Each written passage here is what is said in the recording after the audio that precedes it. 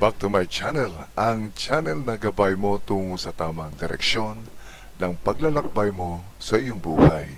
Ang channel na kung saan matututunan mo ang lumakad ayon sa itinakdang kapalaran sa iyo ng may kapal. In our last video ay tinalakay natin ang fish pointing towards the Mount of Apollo, na kung saan ay malalaman mo kung ano ang swerteng nakaabang sa iyo, kung paano mo naman ito makukuha, at ano ang dapat mong gawin upang mapagtagumpayan mo ang mga kahadlangan.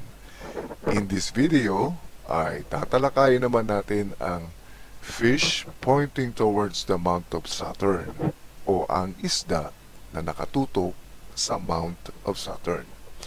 Muli mga kaibigan, ang ibig sabihin ng isda sa palad ay hindi inaasahang swerte sa pera o isang malaking tagumpay sa pananalapi, isang napakalaking pag-asa at kasaganaan sa buhay. At dahil ito ay nakaturo sa Mount of Saturn at ito ay nasa lugar ng lifeline, makakamtan mo ang swerte na ito kapag ikaw ay nag-edad 50 pataas. Ngayon naman ay tingnan mo ang umbok ng iyong Mount of Saturn.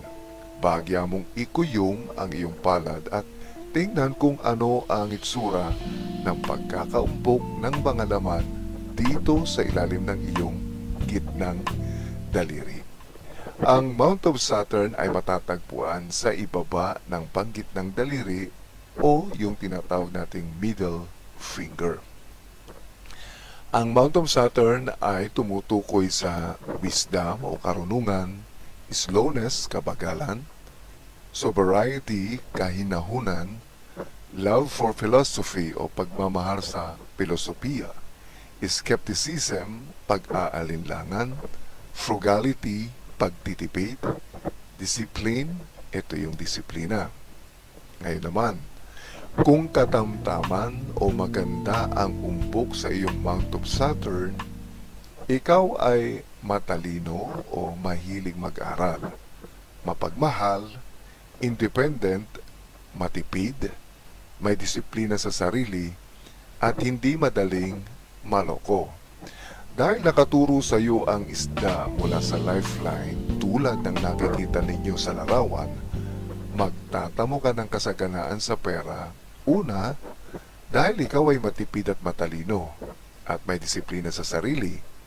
Pag sinabing disiplina, hindi mo inaabuso ang iyong katawan, kung kaya't hindi ka basta-basta tatamaan ng mga malulubhang karamdaman. Generally, kahit anong kurso ang kunin mo ay mapapanindigan mo at mapapakinabangan mo.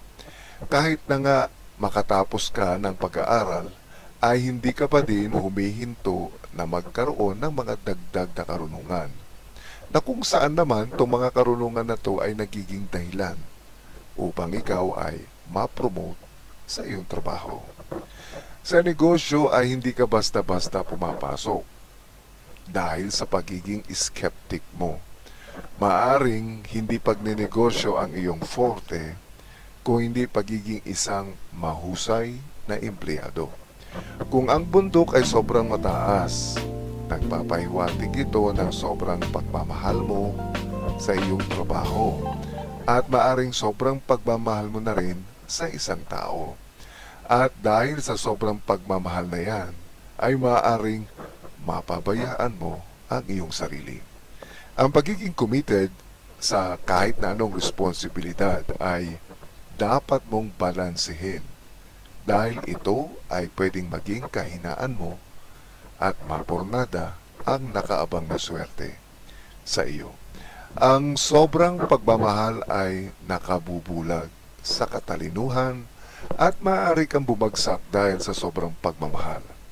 Handa mo kasing ibigay ang lahat, maging ang iyong sariling buhay at ang iyong kinabukasan.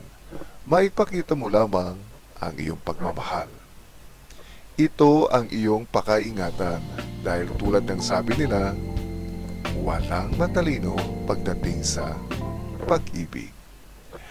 Kung ang bundok na ito naman ay sobrang mababa, ikaw ay malungkutin. Mahilig ka sa pamahiin, pero may malalim kang pananaw pagdating sa relihiyon o pananampalataya. Ikaw ay hindi basta-basta lumilipat ng relihiyon.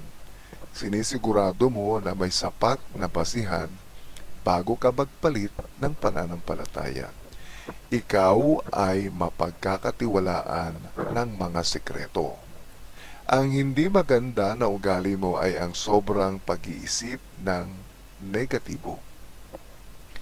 Kung hindi man self-pity ay pakiramdam mo, ikaw ay pinagtampuhan ng tadhana o ng kapalaran. Kahit na ikaw ay may isda na nakatutok sa iyong month of Saturn, ito ay nahahadlangan ng iyong personalidad na pagiging mapamahiin o iniaasa sa pananampalataya ang pagyaman o pag-asenso at nagkukulang ka sa self-confidence.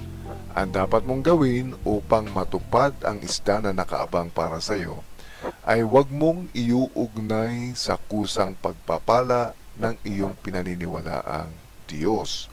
Ang iyong pananampalataya at pagiging mapamahiin ang nagiging balakid sa iyong magandang kapalaran. Huwag ka ding umasa sa mga signs and wonders na hinihingi mo bago ka kumilos. Gawin ang mga bagay na sa tingin mo ay dapat mong gawin. Huwag kang huminto sa pagtupad ng iyong pangarap. Umiwas ka sa mga negatibong tao at hayaan mo na ikaw ay madala ng mga positibong mga kaibigan. Kung ang iyong isda ay nasa mismong tuktok ng Mount Saturn, ang swerte sa kasaganaan ay hindi mapipigilan ng kahit na anong kahadlangan sa buhay. Magiging magaan sa iyo ang paghahanap ng trabaho.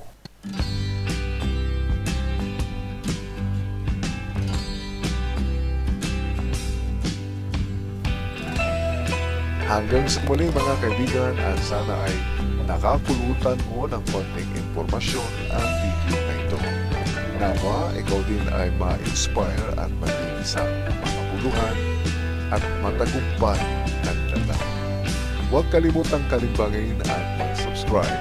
Sa susunod na video ay tatalakayin naman natin ang tungkol